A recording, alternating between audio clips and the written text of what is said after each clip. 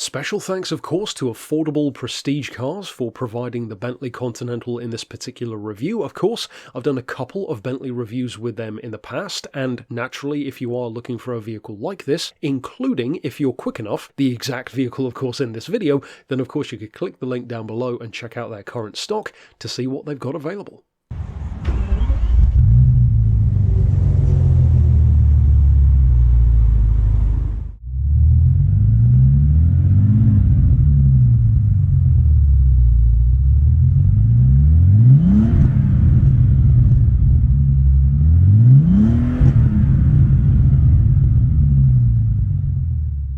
To address the elephant in the room first, can we really call this a supercar? I'm sure many of you have clicked on the video and immediately commented yes or no.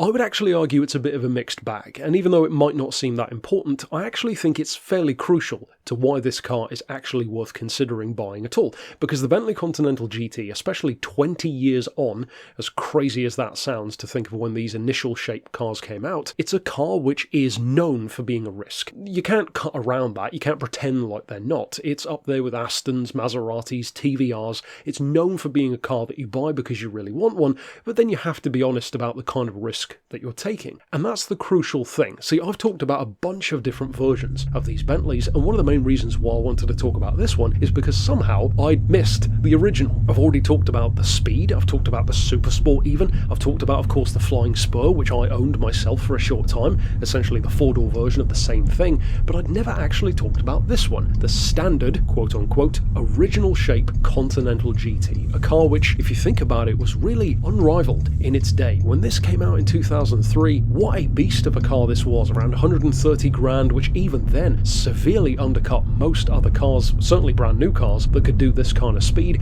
The closest thing, really, was probably an Aston Martin Vanquish, and even that couldn't actually do 200 miles an hour in its initial form until they made the more powerful S version. Aside from that, you had to go really to full-on 300 plus £1,000 car territory to like a Carrera GT or an SLR or a Lambo to get this level of performance, and that was like the closest thing to it. Many other cars were way beyond those prices. Back then there was no R35 Nissan GTR, the Porsche 911 Turbo, although tremendously fast, wasn't quite as quick as it even was a few years later, so the Bentley in that GT sphere was very much its own thing. It's a 200 mile an hour car with 2 doors, 12 cylinders, a 6-figure price tag, tremendous soundtrack, brutally quick performance, it's exclusive, and it has tremendous road presence. Plus, the cherry on the cake, they're notoriously dangerous to buy one in terms of living costs and issues. If that does not a supercar make, well really what does? Now, one of the things I'm going to say about these, again as a former owner myself of the 4-door version, which is more than close enough to have all of the same issues basically as these ones have, these are very much so, in fact entirely, I would say,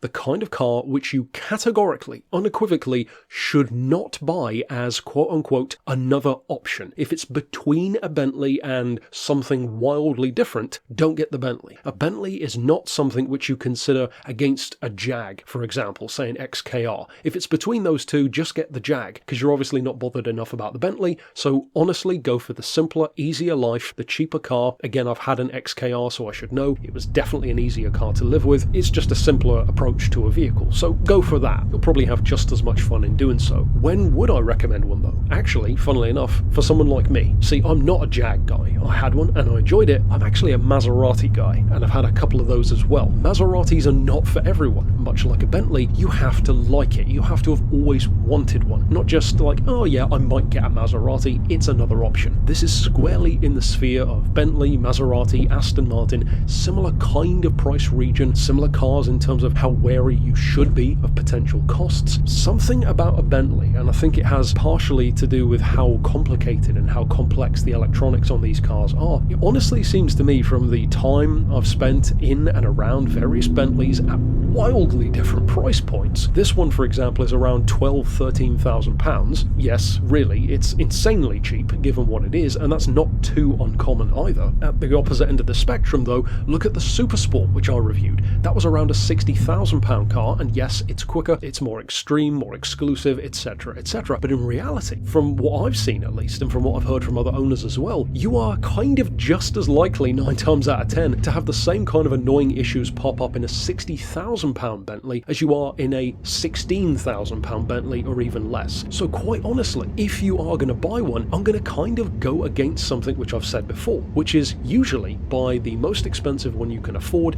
with the least owners, the best history. Now some of that of course still goes, and if you can get that, then great. But when it comes to a Bentley, even if you love them, you're better off, in my opinion at least, buying one for a very modest budget. Don't go bottom of the barrel cheap with like 250,000 miles, but something like this, for example, around 13 grand. Yes, it's just over 6-figure mileage, but the engine doesn't really feel like it's done that many. And again, you don't really feel any evidence of it being that high of a mileage car in comparison to a vehicle which is 2 or 3 times the price. Because high mileage does not a bad car make, just like sometimes a high price does not a good car make. The key is looking at the car for yourself, see how it feels, and of course if it starts to throw up codes which are a bit too excessive, in the case of this car for example, you'll see in the video it has the, of course, classic tyre pressure monitoring system issue which comes up. The amount of cars I've seen and owned that have tyre pressure sensors, it's always one of those things that seems to flash up no matter what brand the car is, no matter what model it is. It's just one of those things that always goes wrong. So in the case of ones like that, this is another thing which I think is a crucial piece of what could make, and it will really depend on if somebody wants to put the time and effort and potentially money into finding this out. I really do believe very strongly that if the Bentley Continental GT platform, all of these W12s in other words, incidentally a massively successful car, they've sold like 80,000 of these cars throughout the run, which is bonkers for something with such a unique engine. But if you could take one of these and make it retroactively as simple and as straightforward as something like a Jag XK, it would arguably be a perfect car. You would have the best of both worlds. An old-fashioned hot rod, basically, in a modern, absolute meteor of a frame. I mean, these cars feel like nothing else. I've used the term magnificent to describe these W12 Bentleys before, and that's the closest word I can use for it. You feel unstoppable. It feels like a tank, and everyone's seen that video of the guy running away from cops, and it basically is a tank. You can just bash cars out of the way. You have ridiculous performance. 4.7 seconds can be beaten by some hot hatches or electric cars these days, but trust me when I say, even in this quote-unquote base model, it's still a 550 horsepower 6-litre twin-turbo W12 with as much pulling power as my big block V8 Lincoln, and you're never wanting for performance. And at a certain point in this video, you'll see me effortlessly just waft up a hill like it's nothing. And that tremendous feeling of being pushed along by the hand of God, if you will, there is legitimately nothing else that feels like that. In fact, although I haven't driven a Bugatti Veyron, of course there is a lot of shared tech in the development of a whole bunch of different W engines that Volkswagen did back around when the Veyron came out. Of course the Bentley came out a little bit earlier, and there were loads of different versions and ideas that Volkswagen was pursuing, with the idea of a W engine from a W8 all the way up to a W16 and everything in between. I would imagine on something like 1/100th of the budget now, especially used, you can experience even some small way of what the Bugatti must feel like when you really floor it. That feeling of immense size and weight, but somehow it still overcomes that. This car just feels relentless in its performance. Yes, it weighs 2.3 tons. It's by far the heaviest GT car you can buy, if I recall correctly, and yet it doesn't feel like that. You put your foot down and that just melts away. It doesn't feel like a lightweight, but it certainly doesn't feel like something that weighs as much as a Rolls. And it corners a hell of a lot better than something like a Rolls usually would as well. Some people critique these occasionally, saying they're a bit heavy through corners.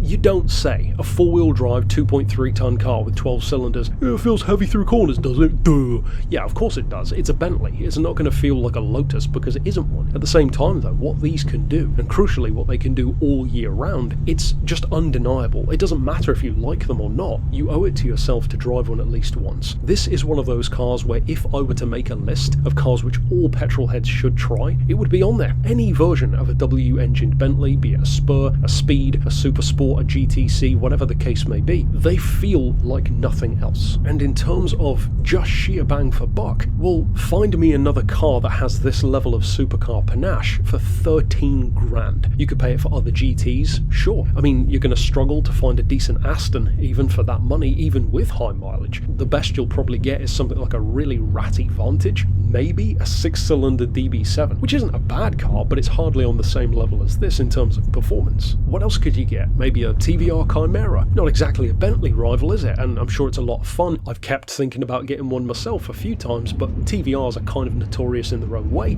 As much as I love Maseratis, something like a 4200, a very dodgy Gran Turismo perhaps for that price, and certainly a Quattroporte, which is probably one of the best alternatives to this as well. Well, even that, it's not the same kind of machine. It's a lot of fun, it's very practical, and I love them. But it's not a Bentley. It doesn't feel like a Bentley, and it certainly isn't as quick as a Bentley. And if you're just looking to do 200 miles an hour, well, I guess you could make an argument for something like a BMW M5 with the V10 engine, but you know that all of those have been ragged. Most of them are high mileage, it has a notoriously bad gearbox, and it's hardly a special car for most people. It just looks like yet another executive Beamer, unless you know what it is. My point being that the market for something like this is very, very niche already, and for this price tag, there's very little that even comes close just for performance, when you factor in everything else which it can also do as well, such as tremendous grip all year round, proper 2+2 seating. I'm not saying it's the most spacious in the world, but it has 2+2, and you've also got the Flying Spur, which is even bigger and negates that problem. The boot space is fantastic, even on the coupe version. Having owned one, like I said, for a few months, and also having owned something wildly different like a Mitsubishi Evo with a little 2-litre turbo engine, the Evo used more fuel than the Bentley did in the time that I used them both as my daily drivers. I used to honestly get like 17 to the gallon out of the Mitsubishi somehow. I don't know how they made it that bad. The Bentley I used to get 19, 20 average, which for something that's this heavy, in fact mine was heavier being the 4-door, like 2.7 tons, that's actually shockingly good engineering. Where these cars do sometimes let themselves down is those electronic gremlins. My Jag had some of those issues, my Bentley certainly had those issues, my Maseratis have had those issues. Basically every car in this sphere is going to have those issues. The real difference is how much it costs to fix those issues, and that is one of the points where a Bentley, of course having that kind of panache attached to it, can get expensive, which is why the advice I would give as well is that you need to know what you're doing, especially if you are electronically inclined, if you know your way around the electrics of a prestige car, or even, to be honest, a normal car is good enough most of the time. You will save yourself a huge amount of money, especially if you go to a specialist where just the hourly rate alone can get insane. To go back to the point which I kind of alluded to earlier on though, about if this were as simple as a Jag, it would be a virtually perfect car. To that end, if you had the know-how, the time, and I mean even 13 grand here to get a car like this and try it, if you could find a way of paring back so many of those unnecessary systems, simplify the wiring, maybe just strip out entire sections that you don't really need. If you could make that wiring, make the electrical system on one of these much, much simpler, maybe even some kind of standalone ECU or multiple standalones, or if some company tries, because eventually, you know, there are thousands of these cars, and over time they're going to get cheaper and cheaper, mileage is going to get higher and higher, and it would be a shame for them to just fall into disrepair and not get used. They deserve more than that. So if somebody could crack that code and make these simpler, retrofit them so that they are more reliable and crucially easier to work on and simpler to live with, something like a Jag would be,